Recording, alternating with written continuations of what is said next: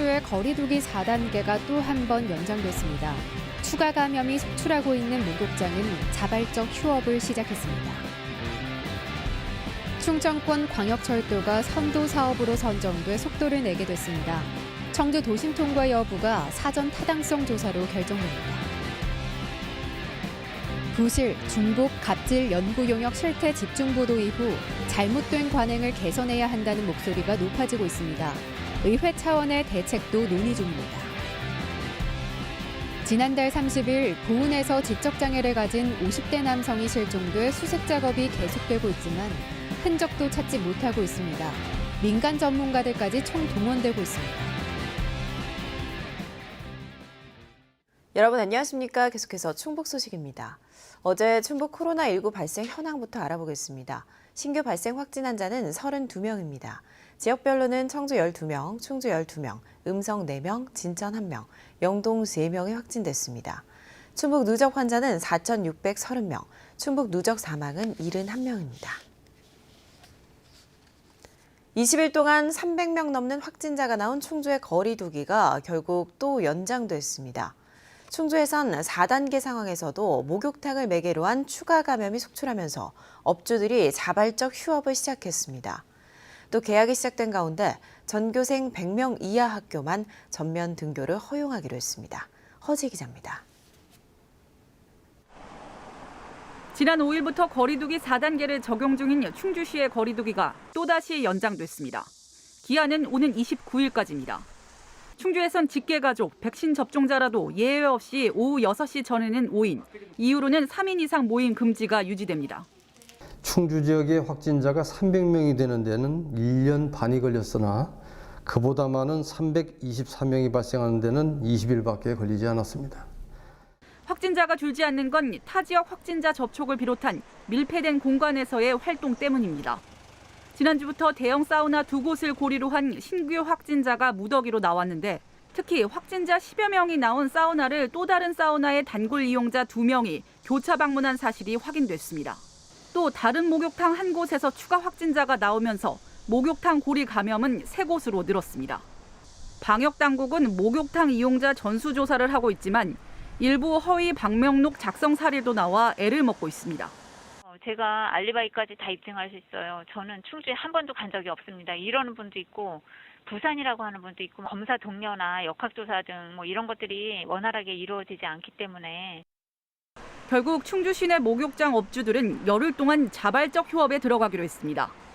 비수기를 지나 절기상 처서인 다음 주부터 영업을 재개하는 업장이 많은데 선제적으로 문을 닫기로 한 겁니다. 온천이 집중된 앙성과 수안보에서도 가을 영업 중단을 논의하고 있습니다. 시민들의 건강과 불안감을 해소하기 위해서 저희 업소 전체가 휴무를 갖기로 결정하였습니다. 목욕탕 외에 타 지역 접촉을 통한 직장, 가족 간 감염 등 새로운 감염 고리는 계속 늘어나는 상황. 개학까지 시작되면서 충주 교육당국은 도교육청보다 더 강한 등교 지침을 적용하기로 했습니다. 기존 600명 이하가 아닌 전교생 100명 이하 학교만 전면 등교할 수 있도록 한 건데 18개 소규모 학교를 제외한 충주 지역 모든 학교가 해당됩니다. 매일 등교가 가능한 건 유치원과 특소학교, 초등학교 1, 2학년, 고등학교 3학년으로 나머지 초등학교 3학년에서 6학년은 4분의 1 이하, 중학교는 3분의 1 이하, 고등학교 1, 2학년은 2분의 1 이하만 등교를 허용했습니다. 또 상황에 따라 전면 원격 수업도 허용했습니다. 이번 조치는 다음 달 3일까지로 사실상 방학 연장에 따른 가정 보육에도 큰 차질이 우려됩니다. MBC 뉴스 허지입니다. 청주의 한 의원에서 코로나19 백신을 과다 투여한 것과 관련해 청주시는 24개 조를 편성해 내일까지 접종 위탁 의료기관 208곳을 돌며 현장 점검을 벌입니다. 지난 12일과 13일 내덕동의 한 의원에서 화이자 백신을 과다 투여받은 10명 가운데 중증 이상 반응은 없었습니다. 청주시는 해당 의원의 신규 간호조무사가 접종 방법을 착각한 것으로 확인하고 1천여 명분의 잔여 백신 3종을 즉각 회수했습니다. 충청권 광역철도가 선도 사업으로 선정돼 조만간 사전 타당성 조사에 들어가며 속도를 내게 됐습니다. 청주 도심 통과 여부도 이 과정에서 결정이 나게 되는데요. 충청북도는 내년 대선 전에 정부가 결정을 내리도록 정치권과 함께 압박에 나선다는 계획입니다. 신병관 기자입니다. 4차 국가철도망 계획에 신규 반영된 사업은 11개. 이 가운데 충청권 광역철도를 포함한 비수도권 광역철도 5개 사업이 균형 발전을 고려해 선도 사업으로 선정됐습니다. 국토교통부는 사전 타당성 조사에 즉시 착수해 내년 하반기에는 경제성을 본격적으로 따질 예비 타당성 조사가 가능하도록 일정을 진행할 계획입니다. 충청권 광역철도의 청주 도심 통과 여부도 사전 타당성 조사 시 결정됩니다. 대전, 세종, 청주가 같이 연결해서 지하철로 이렇게 운영하면 나아가 우리 중부권에 큰 획을 걸 수 있지 않은가. 충청북도는 사전 타당성 조사에 1년 정도 소요되지만 청주 도심 통과 여부는 내년 대선 전에 결정나도록 정치권과 함께 정부를 압박한다는 계획입니다. 자체 연구 용역도 실시해 국토교통부에 제출하기로 했습니다. 이제 도심으로 가는 거, 청주 공항으로 가는 게 어떤 게 좀 타당성도 높고 이런 걸 좀 집중적으로 하려고. 다만 대선을 앞둔 시점에 국토교통부가 사전 타당성 조사가 끝나지도 않은 사업의 결과를 발표할지는 미지수입니다. 충청북도는 충청권 메가시티를 연결하는 광역철도가 제 기능을 하기 위해서는 기존 충북선이 아닌 청주 도심 통과 노선이 필요하다고 강조해왔습니다. 한편 청주공항과 진천 동탄을 잇는 수도권 내륙선은 선도 사업에 포함되지 않아 빨라야 내년에나 사전 타당성 조사에 들어갈 수 있을 것으로 보입니다. MBC 뉴스 신병관입니다.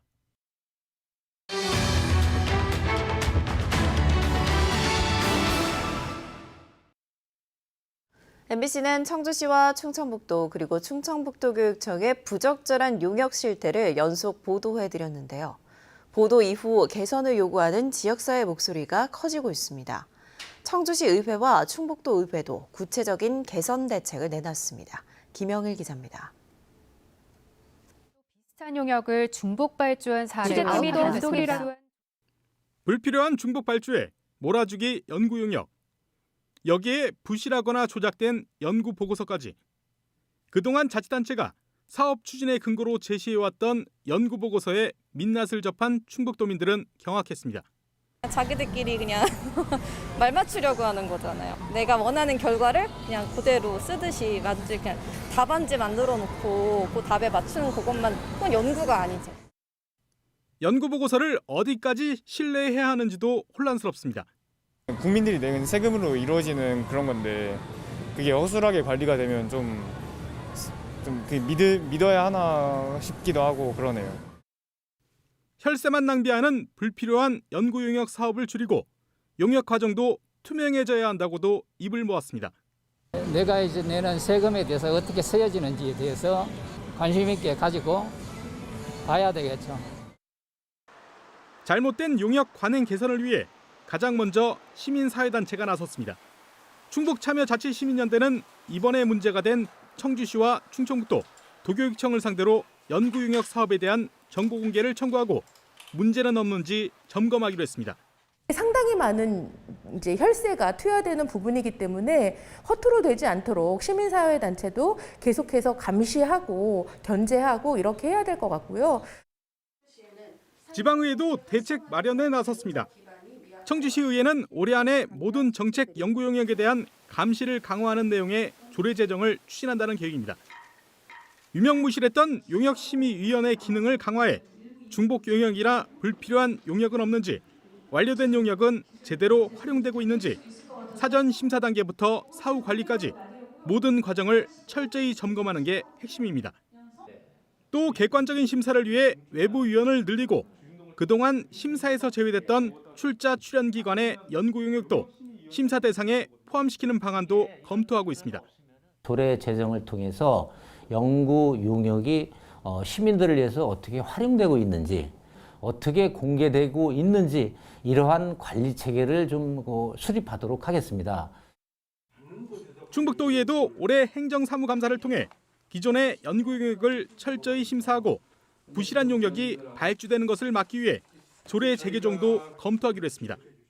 앞으로 집행이 제대로 될 수 있도록 하여튼 최선의 노력을 다하겠고요. 제기되고 있는 문제점들이 다시는 일어나지 않도록 조례 재개정도 반드시 이루어내겠다. 세금으로 만든 용역 보고서가 신뢰를 얻기 위해서는 발주기관 스스로의 자정 노력이 그 무엇보다 필요해 보입니다. MBC 뉴스 김영일입니다.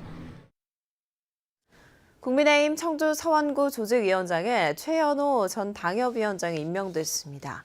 국민의힘은 어제 최고위원회를 열어 8개월간 공석이던 청주 서원구 조직위원장에 최현호 전 당협위원장을 임명했습니다. 최 위원장은 지난해 12월 당협위원장 교체로 물러난 뒤 8개월 만에 복귀하게 됐습니다. 최 위원장은 내년 대선과 지방선거 승리를 위해 혼신의 노력을 다하겠다고 포부를 밝혔습니다. 제17회 제천국제음악영화제가 엿새간의 일정을 마쳤습니다. 폐막과 함께 발표된 국제경쟁부문 수상작에 아니타 리바롤리 감독의 1000명의 락커 하나의 밴드가 선정됐고, 올해 신설된 한국경쟁부문에서는 장건호 감독의 영화 요선이 장편 분야에서, 정지훈 감독의 난 공주, 이건 취미가 단편에서 수상의 영광을 안았습니다. 1000명의 락커 하나의 밴드는 밴드 너바나의 드러머 데이브 그롤과 전 세계 락커 1000명이 이탈리아 한 작은 마을에 모여 하모니를 만들어내는 내용을 담았고, 영화 요선은 국내 대표 마임 예술가 유진규 선생의 작품 세계를 그려냈습니다. 지난달 보은에서 지적장애를 가진 50대 남성이 실종된 지 벌써 20일째입니다. 마지막으로 모습이 확인된 속리산 일대에서 수색이 계속되는 가운데 아직 흔적도 찾지 못해 민간 전문가들까지 총동원되고 있습니다. 김은초 기자입니다. 지난달 30일 저녁 7시 30분쯤 보은군 속리산면의 한 숙박업소에서 지내던 50살 송인로 씨는 법주사에서 열린 미디어 아트 공연을 보기 위해 길을 나섰습니다.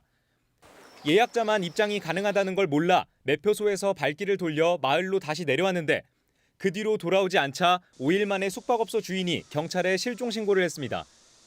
공연을 간다고 여기서 한 7시 반인가 법주사를 갔는데, 법주사에서 예약자 아니면 안 들어와요. 못 저기가 돼요. 그래서 그 후로 안 들어온 거예요. 일대를 배회하던 송 씨가 마지막으로 CCTV에 포착된 건 실종 이틀째인 지난달 31일 7시 반쯤입니다. 실종된 송 씨의 모습이 마지막으로 확인된 암자 입구입니다. 송 씨는 이곳 CCTV에서 올라가는 모습이 찍혔지만 내려온 건 확인되지 않았습니다. 평소에는 그럼 알던 분은 아니셨어요? 이면식이 없는 분이에요? 2주째 매일 수백 명이 투입돼 수색을 벌이고 있지만 소지품과 동선도 확인되지 않았습니다. 경찰과 소방, 국립공원관리소 직원에 더해 주말마다 민간 전문가들까지 수색에 참여하고 있습니다. 수색을 하고 있는데 15명이 사정견을 가지고, 근데 지금까지 산에서 흔적이나 아직 그런 건 발견하지 못했어요. 계곡 위주로 진행을 하셨고, 그리고 저희는 등산로가 없는 곳을 저희가 들어가겠습니다. 경찰은 전단지와 현수막을 내걸며 인근 주민들과 등산객을 상대로 목격자를 찾고 있지만 아직 나타난 사람은 없습니다. 휴대폰이 없기 때문에 그 부분에 대해서 그 위치를 확인할 수 없어서 일반 사람들보다 광범위한 수색 범위를 정해가지고 수색을 하고 있기 때문에. 송 씨는 키 165cm의 왜소한 체형으로 지적장애가 있으며 실종 당시 파란색 반팔 상의와 반바지를 입고 검은색 슬리퍼를 신고 있었습니다.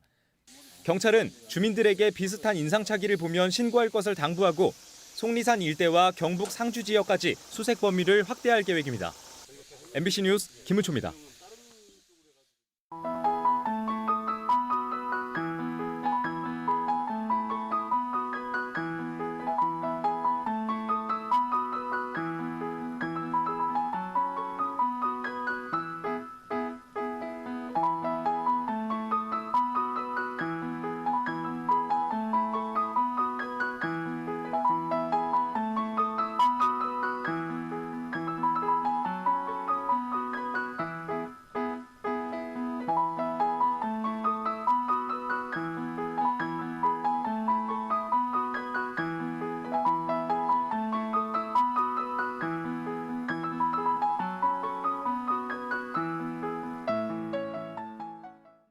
제천에서 식중독 의심 환자가 발생했습니다.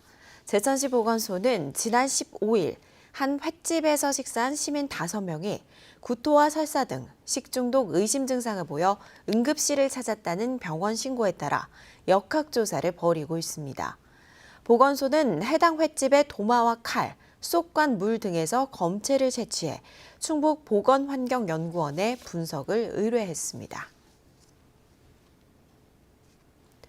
충북도 내 11개 대학이 정부 재정 지원 대상에 포함됐습니다. 교육부는 2021 대학 기본 역량 진단을 통해 충북도 내 일반 대학은 국동대와 유원대, 중원대 3곳을 제외한 나머지 7개 대학을 재정 지원 대상으로 선정했습니다. 또 전문대는 강동대를 제외한 4곳이 선정돼 내년부터 3년 동안 정부의 지원을 받게 됐습니다. 이 같은 내용은 각 대학의 이의 신청 절차를 거쳐 이달 말 최종 확정될 예정입니다. 지난달 충북의 수출액이 29.9% 증가하며 넉 달 연속 상승세를 이어가고 있습니다. 반도체 수출액이 8억 400만 달러로 충북 전체 수출의 30.8%를 차지하며 증가세를 주도했습니다. 의약품과 배터리 원재료 등 화공품은 26.5%로 반도체의 뒤를 바짝 뒤쫓았습니다. 반면 일반 기계류와 정보통신기기, 정밀기기는 수출이 감소했습니다. 국가별 수출액은 중국, 홍콩, 미국 순으로 많았으며 국가별 무역 수지는 홍콩, 중국, 미국이 높았습니다. 충북은 대일 무역 수지도 800만 달러 흑자를 기록했습니다.